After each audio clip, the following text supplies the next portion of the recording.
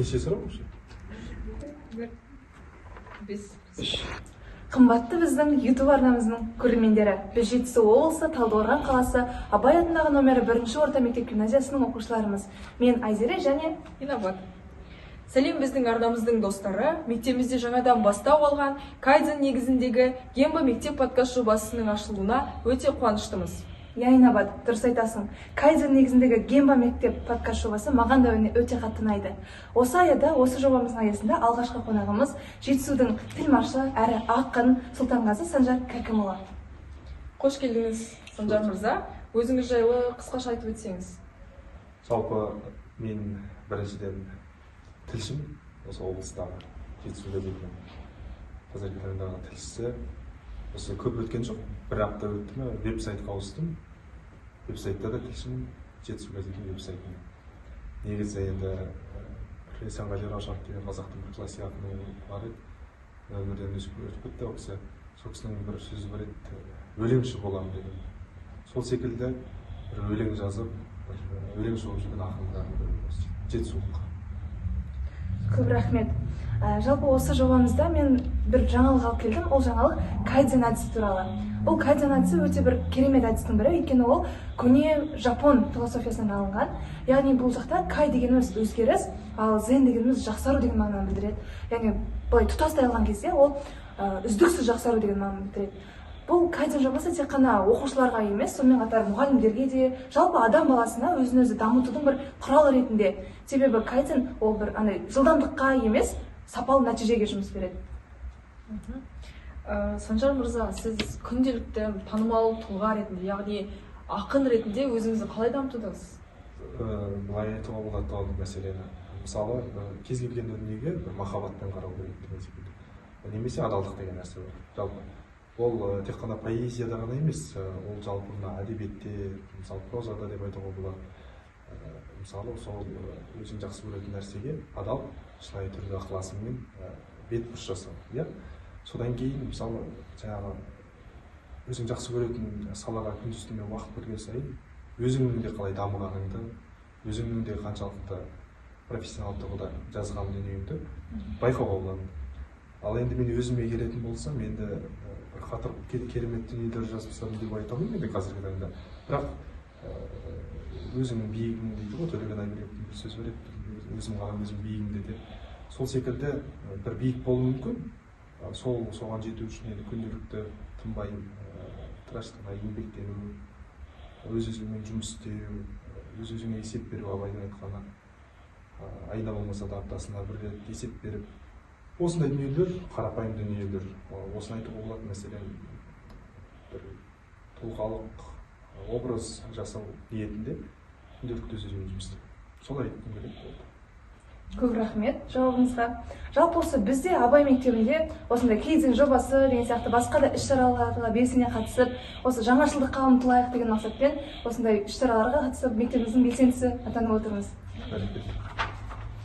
Санжар мырза, осы орайда сіздің ойыңызша қазіргі мектептер Абай армандаған ұрпақтарды тәрбиелеп жатыр ма? Былай айтуға болады. Абай армандаған болғанда, Абайдың өлеңдерінен бөлек қара сөздерін терең сіңірген, көз қара сөзін. Оны тек қана сіңіріп қана қоймай, жетілдіре білген, мысалы, тек қана жаңашылдық емес, ол өткенде де қазбалап, бүгінгі тарих сахнасында, бұрынғы тарих сахнасы немесе бүгінгі технология дамыған цифрлы дәуір деп жатады ғой, қазір енді жасанды интеллект келіп жатыр.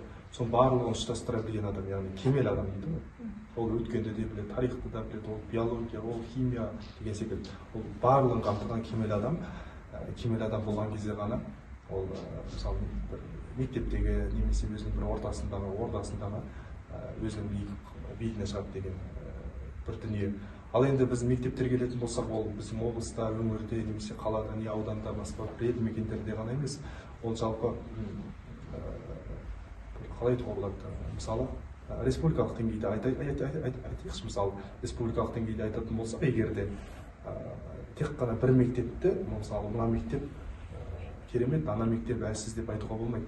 Ол жерде қалай оқытылып жатыр балалар, мысалы, шәкірттер қалай даярланып, қалай оларға сабақ беріледі деген секілді дүниелер.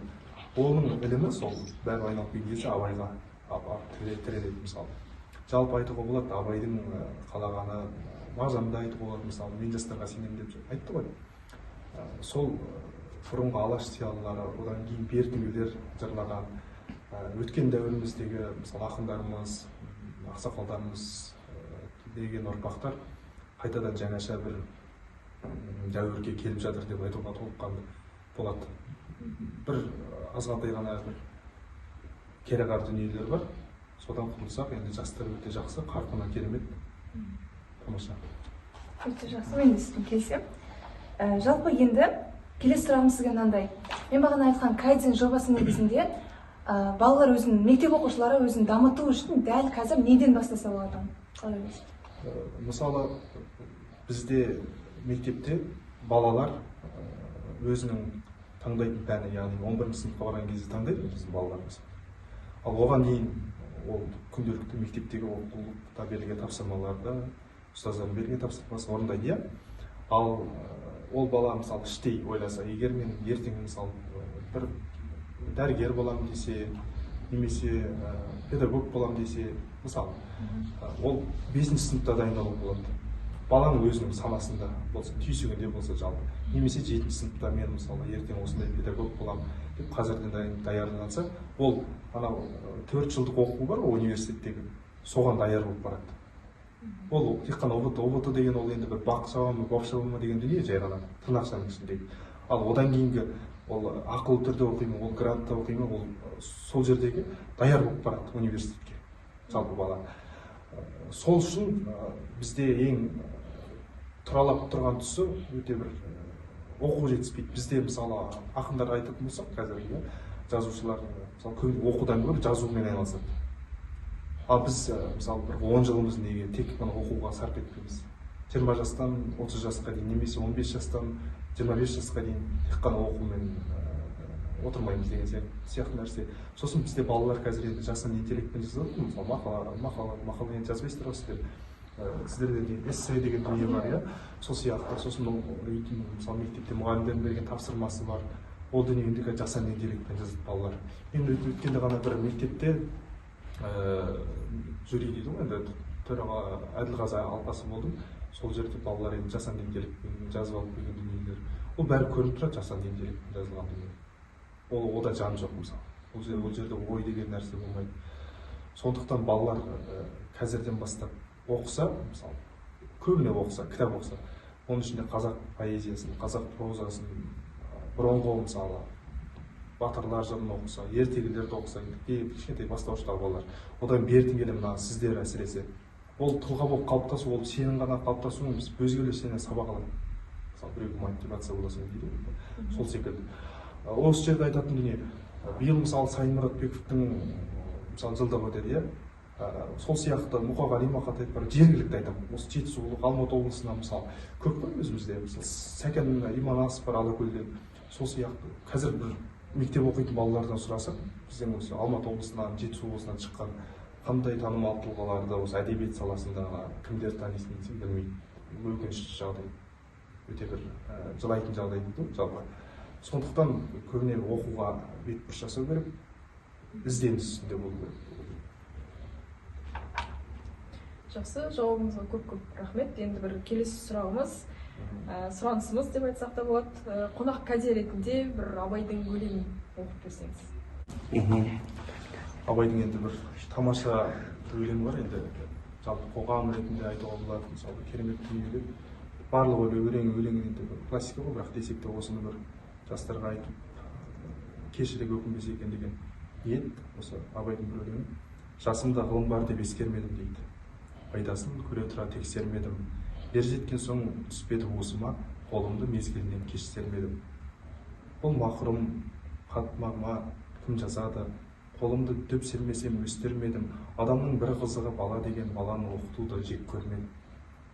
Баламды медресе біл деп бердім. Қызмет қылсын, шен алсын деп бермедім. Өзім де басқа жауып төс көріледім. Қазаққа қара сөзге дес бермедім. Еңбегіңді білерлік еш адам жоқ. Түбінде тыныш жүргенді терс көрмедім. Жалпы Абайдың бір өлеңнің 8 аяқ деген өлеңнің тұсында айтады. Жартасқа бардым, күлдайқай салдым, одан да шықты жаңғырық дейді Абай. Ол жерде айтатын ол халыққа барып бірдеңе айтқысы келеді мысалы. Енді өз заманында көп таяқ жеген абай дейді ғой енді мысалы. Сол жерде ол жартасқа барады, күнтайқай салады, одан да шықты жаңғырық дейді. Ал халыққа бірдеңе айтайын десе, ол жаңғырық шықпайды. Халық мысалы мынауың дұрыс екен, мынауың абайды тыңдайық деген ешкім болған жоқ ол кезде. Мысалы деймін да, сол сияқты өз дәуірінің бір қиыншылықтары болады, сондай. Сондықтан мезгілінен кештермен енді абайдың да тұсында болған екен. Сіздер ондай дүниеге бармаңыздар дейді. Қазірден бастап уақытты тиімді пайдалану керек. Мен осы айтқым келеді уақыт туралы. Қазақтың Қадыр Мырзалиев деген керемет ақын білесіздер ғой енді. Өлеңдерін де жатқа білетін шығарсыздар. Классик ақын. Соның бір сөз болғанда еді. Қалжыңға сүй, бірақ десек те уақытты өте тиімді пайдаланған ақын ғой. Сол бір күні бір ақын іздеп барады Қадыр Мырзалиевті. Сағат 11-де келемін деп уәде берген екен. Бірақ 11-ден 3 минут кеткен кезде, яғни 3 минут кешіккеннен кейін келеді. Келсе Қадыр аға ренжіпті. Сен бақандай 3 минут кешіктің. Кешігіп қалдың дейді ғой. Сол кезде жаңағы келген адам айтады ғой. Қадыр аға, енді мен көп кешіккен жоқпын, 1 минут кешіктім десе, сен 3 минут кешіккен жоқсың, сен 180 секунд кешіктің. Білесіз, енді 180 секундта мен мысалы 1 бет немесе 2 беттік кітап оқимын деген бір сөз ғой. Ол 3 минутқа жазылып отыр, ал біз қанша жылымыз кетіп бара жатыр деп. Сол сияқты. Ал енді өзім поэзияма келетін болсам, жақында апа сен болмасаң деген бір поэзиялық жинағым шықты. Мұқабасы сырты дейді ғой енді. Кітаптың сырты қатты. Бір 70-тей өлең ғана болды. Республикалық өткенде республикалық ақындардың мүшәйрасынан 3-ші орын алып келдім, 10 алдында 2-ші орын алып келгенмін. Сол бар, сол жерде іріктелген өлеңдер бар. Жалпы бір жинақ болған топтама республикадан бас бәйге алған оның алдында. Сол жинағым осы жақында жарыққа шықты. Енді бұйырса келесі айдың 2-сі күні осы өзіміздің облыста, Талдықорған қаласында кеш өтеді, тұсаукесер рәсімі өтеді, шақырамыз.